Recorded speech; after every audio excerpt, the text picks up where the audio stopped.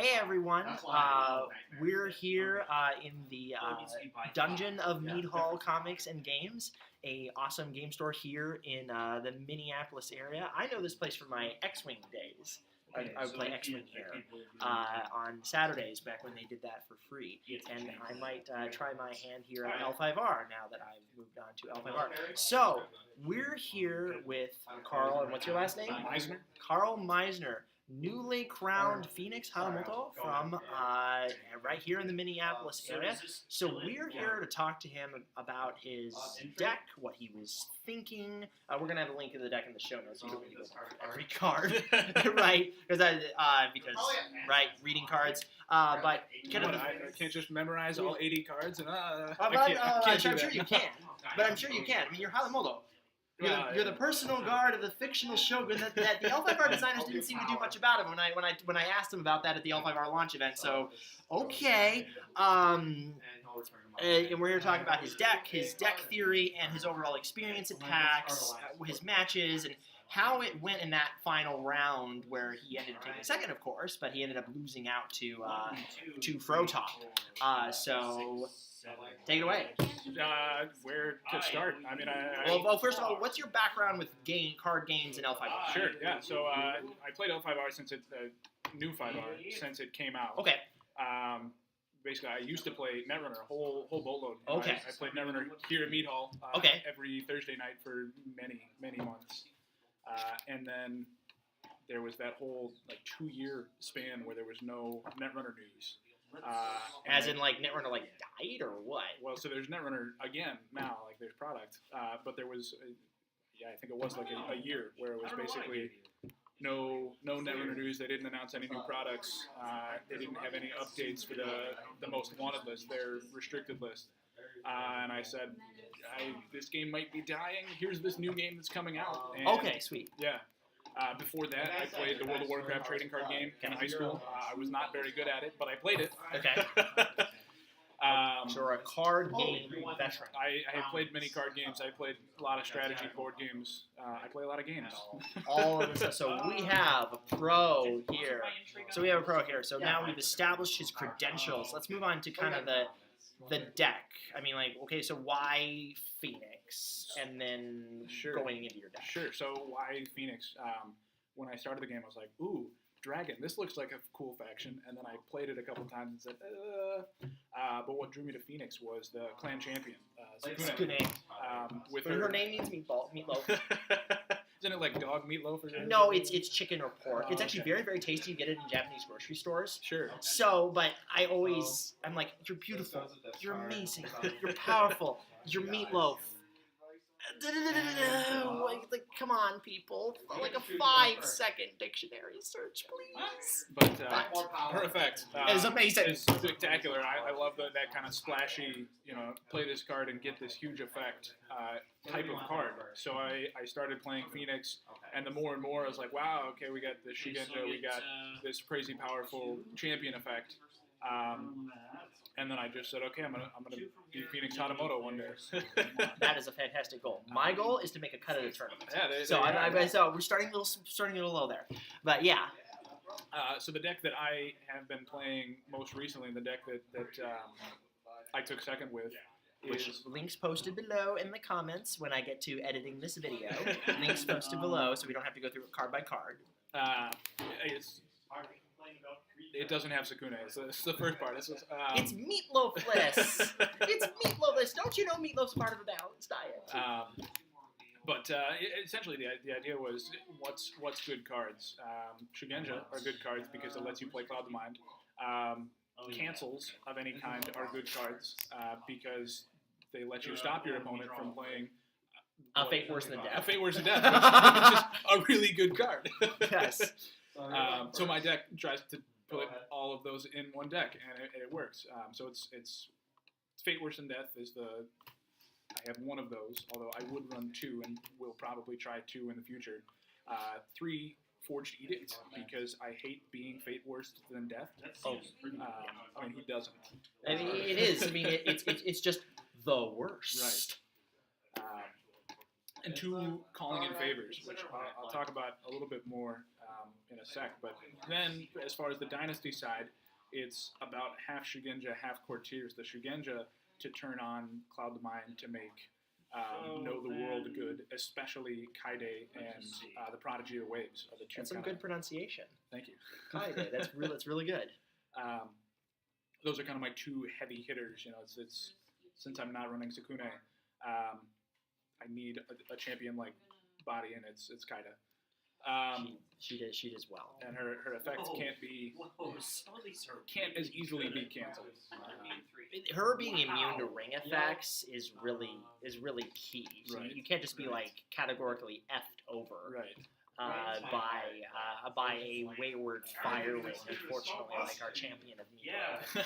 I mean, she just gets roasted. Right. Well, I mean, any of our characters getting dishonored is bad. Yes. You know, we have such high glory that getting hit with a fire ring or two, it spells bad things for us. The entire Scorpion clan too. Yes. Scorpion's really good against us. So, I mean, the Cloud of Mind is really good because it turns off your opponent's Kaidas. It turns off your opponent's basically all of the good characters that they pay a lot of fate for. You pay one fate and say, no. No more Kachiko. Yeah. Kachiko Motojiro is another really good one to hit with. Motojiro, Moto John, Moto Gone.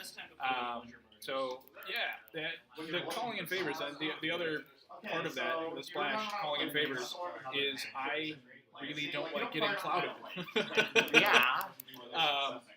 So I will run the calling in favors, and I also have 3 Mia Mystics, which everyone says, why that? Well, when you do not have attachment, I mean, you do not have, this is just my thoughts, if attachments screw you over, and you're not splashing dragon, why wouldn't you run some degree of attachment control? Right, yeah.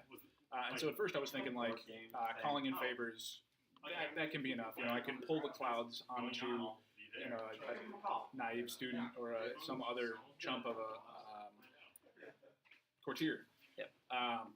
But I was finding that I really don't like dishonoring myself that much. So I was using them, but every time I'd play calling in favors, I think. You just have a little bit of your fire chicken heart just kind of shrivel. Exactly. A little bit, just, you know, the little part of the flame just to whisper out.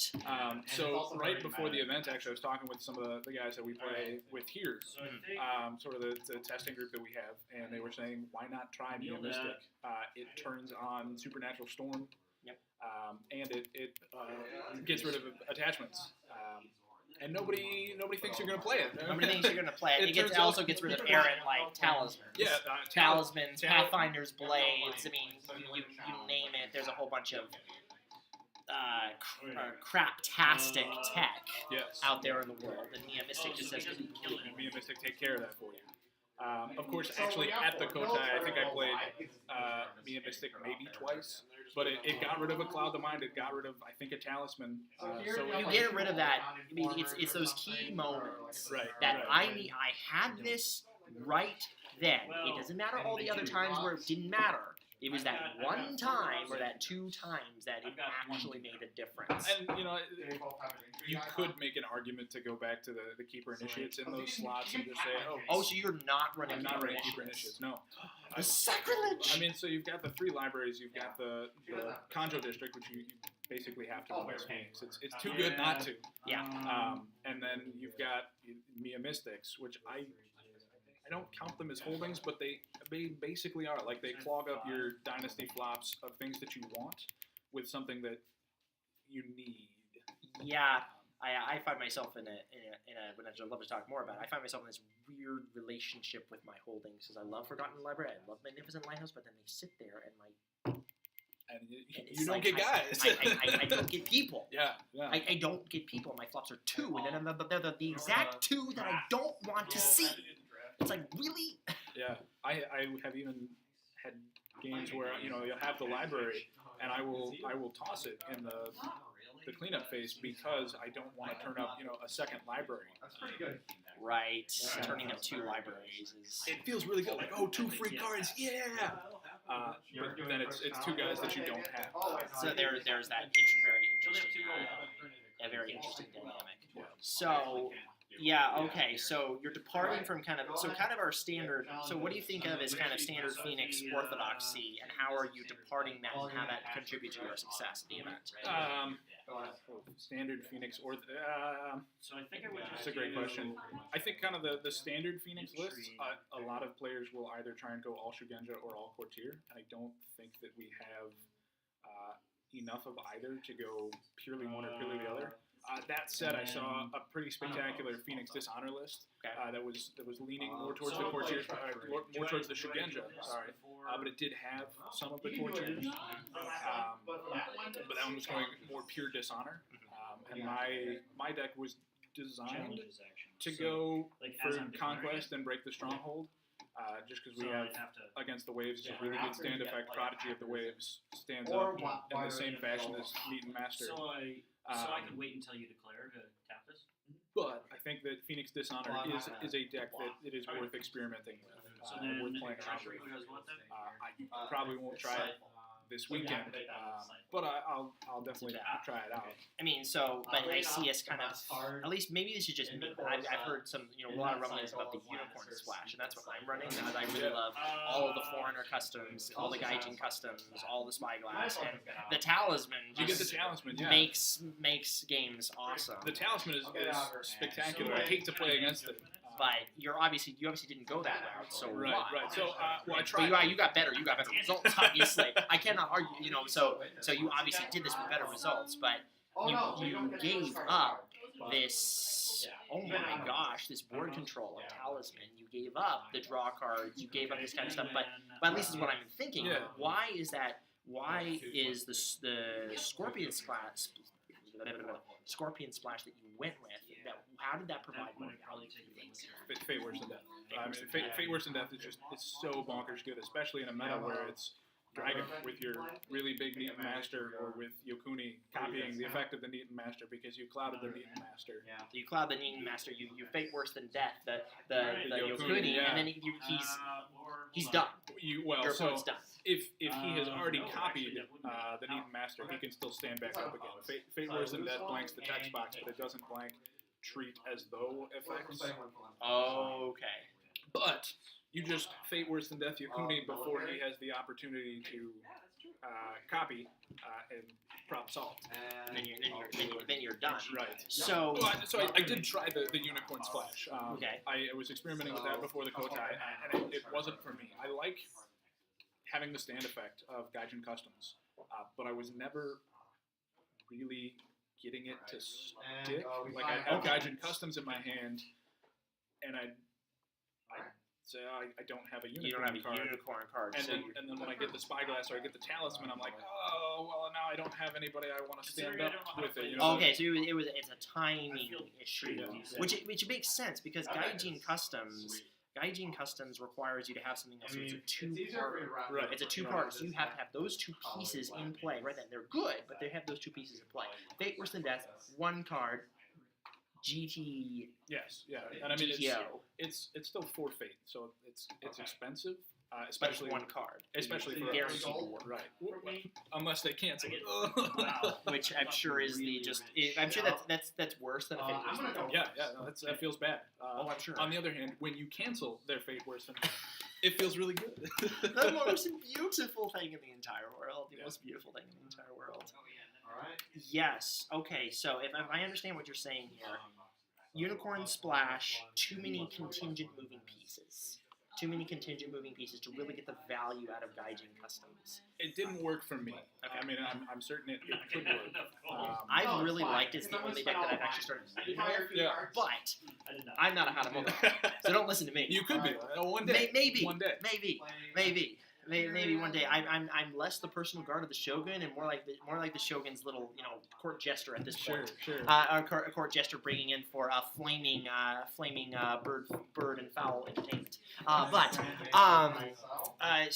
the Scorpion Splash for this in-point control effects for denial of their aggro. or their towers is really because I mean we're not in a very aggro meta in my opinion, or at least not the chump aggro. We're in sort of the you build one guy, I build one guy, and we both try and make him last as long as we can. With the now, would you say that the lion is an exception to that rule, or I think Lion's design is such that they want to go wide. You know, you've got For Greater Glory, you've got all these little guys, but assassination exists to get rid of your critical little guys. And paying for a bunch of little guys if you don't have For Greater Glory, or your For Greater Glory gets canceled, or they prevent you from getting the break. Is really expensive. Where I can just play, Kaida or Yakuni or Kachko and keep them around forever. And my 8 fate investment functionally becomes, a 15-20 fate investment. because of that article that was really good for me to understand. It's like, oh, okay, I'm not paying 6. I'm getting You're paying 6, but you're getting 10. I'm paying 6. I'm getting 10. Before I do that, You gotta spend money to make money. Yes, which is provided you for well, but the caveat of that, like everything, spend money to make money. You spend money in investments that get a return. Right. I mean, just spending money for the sake of spending money It's a lot of fun. is a lot of fun. But in L5R, as in business, you have to make investments that make a return. Yeah. You get a return on Katsuko, you get a return on Scrim, you get a return on Kaida, you get a return on on your big people. Right. You don't get as much of a return on your little guys when assassination exists, which I learned to my absolute pain when I said, "Oh, I have 2 fate on my Adept of the Waves. I'll put a talisman on my Adept of the Waves, and it'll be around for 2 more turns." And the assassination. I'm just like, and I'm like, and this is even worse to my shame is I built that deck. I put those assassinations in there. Those are my cards, and that's my assassination, and it just got used on. so if I go in too deep, So yes, absolute pain. But okay, so kind of moving in, it's kind of your deck theory as dealing with the towers. Dealing with the towers, based upon what you were saying. Yeah. Dealing with the towers. So then how would you experience, so kind of your overall experience going through the matchups, who'd you play, who'd you find was difficult, what were your kind of your close calls, then all the way leading up to to good for Fro, but bad for the Minnesota Homeboys. Matt, you were our Minnesota Vikings going, but you went all the way this time. You went all this way the time, so they might just do it. Even though I don't know we're football. hoping, yeah. We're hoping, which I did see that pass. I was like, I don't like football, but that's awesome. Stole. So I guess as far as all my matchups on the day, I don't remember too many of them. I didn't actually take notes. I was really sick at the day before the Kotai. Which I gotta say, playing hurt, hardcore. Yeah. Taking second Hatamoto while you're sick, hardcore. Yeah. Well, I mean, it's a lot of practice and a luck too. But the biggest things for me were more dealing with dishonor. Okay. My losses during the Swiss were to dishonor, where I'd go an early assassinate basically to win a conflict that maybe I could have let slide. So I'd go that early assassinate, drop 3 honor, and then I'll try and get a display of power in, and now I'm down another one. I was bidding high in those games when I should have been bidding lower. But one thing I kind of found in the games where I won by dishonor was that I was okay bidding low. I'd be sitting at 8 cards in my hand, my opponent would have 10 cards in their hand, and I'd be like, well, I've got answers here. I'm not crippled. He has 3 icons.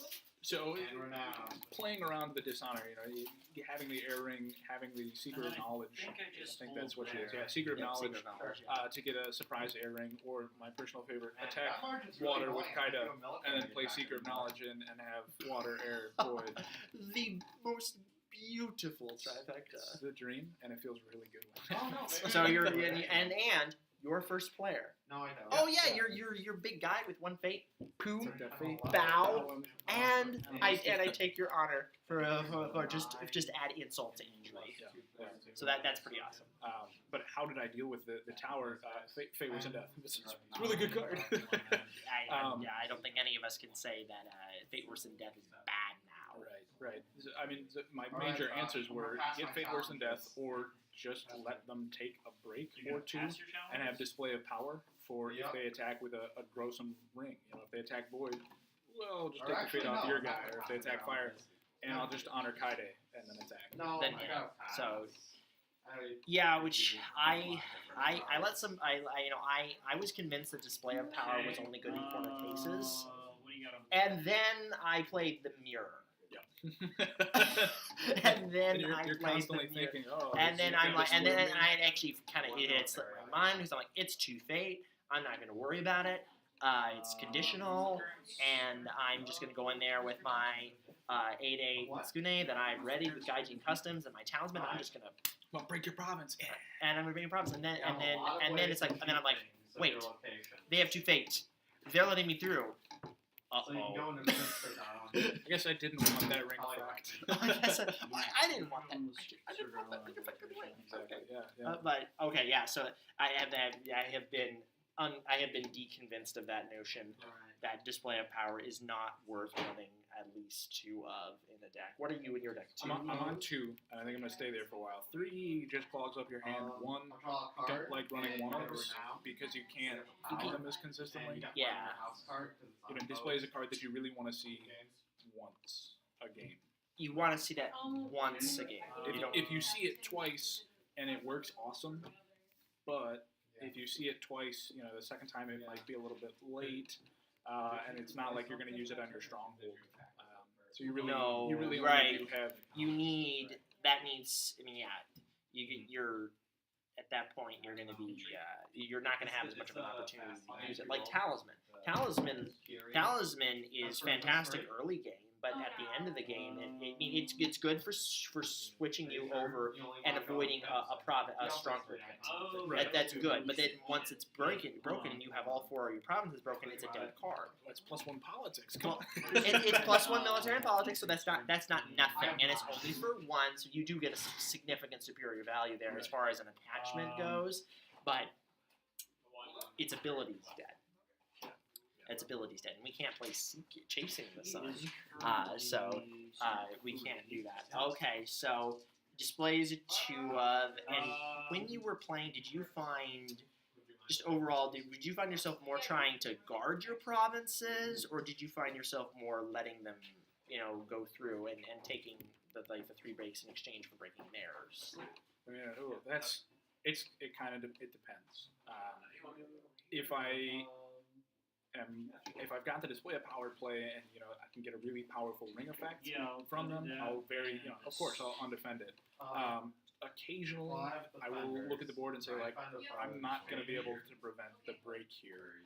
I'm not, it would cost me so many more cards, so maybe I just let you through and now I have 1 extra guy to get the break on. So you give the break to be able to take the break. Right.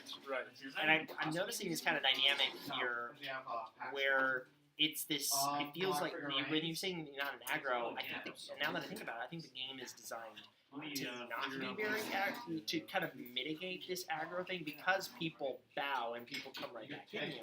Right. So I feel like we're trying when we attack in general, we're trying to look for what's the perfect amount of strength I need to apply, no more, to break this province. Yeah. And I mean, because I want to commit exactly the amount of resources to do this task and no more. Because if I chip over myself, this is what goes on in my head when I shove someone to a public forum. I'm just like, I'm just gonna let you trip over yourself to get this To get a break. to get this break that's not gonna mean anything for you, and I'm just gonna I'm gonna swing it for you. Yeah. But okay, so you had all these matchups with him. Playing Hurt is super hardcore. You lost to Dishonor when you were kind of bidding a little bit more than you thought you should have. But as you were winning, you mentioned that you actually ended up winning with the Dishonor edition, not just Conquest. A couple of times, yeah. Okay.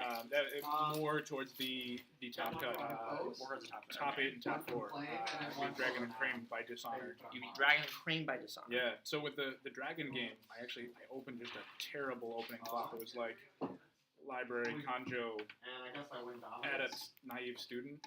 I might not have had the Naive Student. but it was not good. But So no big people, just all right, small people. no big people, all small. Two people. holdings and two small people. That's And- like the and worst. I'm going first. The dragon has Doom Shigenja for one, so and Togashi Yokuni. What? And so, very clearly he goes Doom Shigenja Yokuni with 2. And I, fortunately, am sitting on Assassination and A Fate Worse Than Death. Okay, there you go. So I managed to get some. I bid low early, expecting him to bid high as Dragon, because I had all the cards I needed. And then I got Okay. 2 early conflicts because I just assassinated and I This just seems Fate Worse Than Death Yokuni. And then one of my 2 conflicts was Void. I think the other one was Air. So already I'm off to. So you managed to pull yourself out of that Right. really quickly. Really quickly. Okay. And the same was kind of true of the Crane game. Okay. Yeah, Only, I think This was top 4. This was top 4. This Yeah. was top 4 crane game. I guess another Jade throw person apparently. I think so. I could be wrong on that. I don't know Yes, whether I'm sure the this is YouTube intimidating commenters will righteously correct me when I'm wrong on that, but I think it was a Jade throw guy. I remember he had kind of an awkward. We both had sort of awkward flops, but it ended up that he very clearly had the fate. I think he had 8 fate at one point. I was like, oh, you probably have fate worse than you that. do the thing.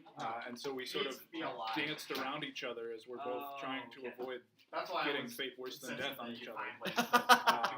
Because you both know it because your number of fate is telegraphing like in Right. big neon signs. I have something dangerous for you. Well, it's I've got 2 open. I probably got display. I've got 4 open. I've probably got fate worse than death. Yes. Or you have 2 open, you don't have display of power, and you're just trying to make your opponent think that you have it. Yeah. Which I don't know if you've done that, but I've thought about that from time to time. I've thought about it, but it's the kind of thing where they're still going to get the break if they have it. And then they're just gonna be surprised when you don't have it. Right, They're like, yeah. oh, you didn't have that. It's not like they're going to commit fewer cards to the conflict because you might have display of power. So then the next question before we get on to the final match, how many Scorpion did you play, and how did you deal with that? 3 over the whole event. You played 3 over the whole event. Yep, 2 in the Swiss and then pro at the end. So Um, you played 2 in Swiss, and did you win those matches? I won one of the You ones. won one of them. Yeah. So a Phoenix actually won against Scorpion. You have to tell me about that. So I guessed correctly that he was playing Drop Bears when he played a dude and then passed, which is what Drop Bears does. Yes. But I played my guy, went into the conflict with him, and before he could drop his bears, I policy debated twice and knocked out Kachiko and unassuming Yojimbo. Boom. Which at that point, then he's just got to draw up to get conflict characters. So how'd you? So in between, you before. So let me, in terms of the action timing, you go. He's coming into you, or he's coming into you. You policy debate is your first action. Pretty much. Yeah. So you policy debate is your first action. Knock out Kachiko. I'm assuming Kachiko went first. Yep. And then he didn't play Yojimbo at that point. I think it was the kind of thing where I think it was a political conflict. I don't remember exactly how it went. He might have even Because I would have to played have one of these. 2 guys and not had the fate for them. But the short of it was I got 2 really big hits out of his So hand. you didn't.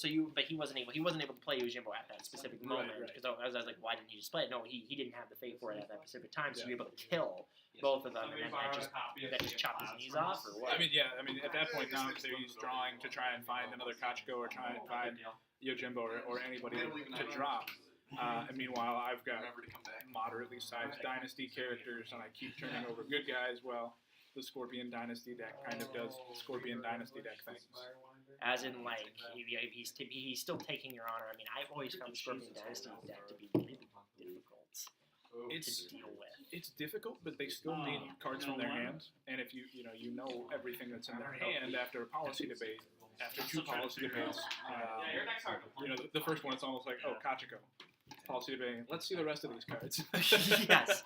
Yeah, that's the sense that I'm getting is that I mean, I have no consistent game plan against Scorpion, but I think that if I can kill their hand, I bring down the beast. Yes.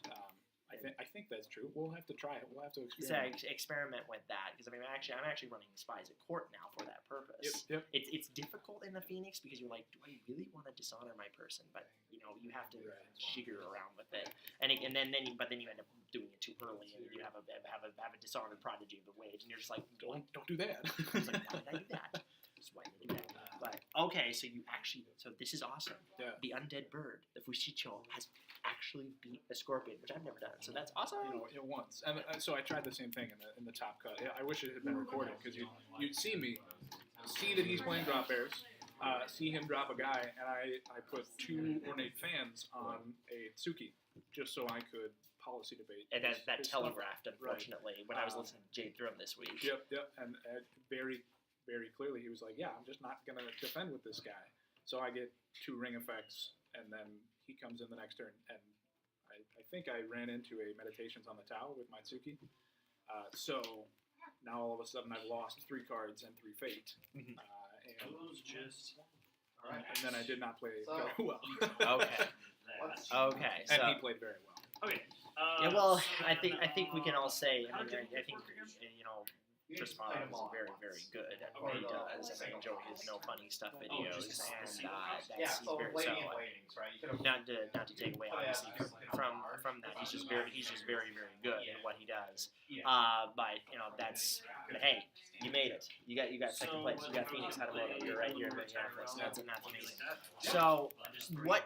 Taking off of that from that experience, what do you think kind of lessons learned or key learnings from that event that you can see, for your own deck building or other types of things in general that you could do for us now that we're in these meditations on the ephemeral meta?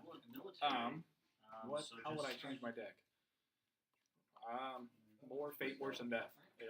Basically, more Fate, Worse than Death is good.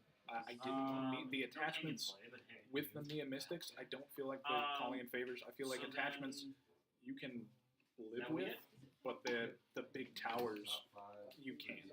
So I think you're going to see cards that get rid of big guys well. Fate, Worse than Death, Mono no Aware. Maybe. Did you have Mono no Aware? I did not. No. Would you consider adding it now?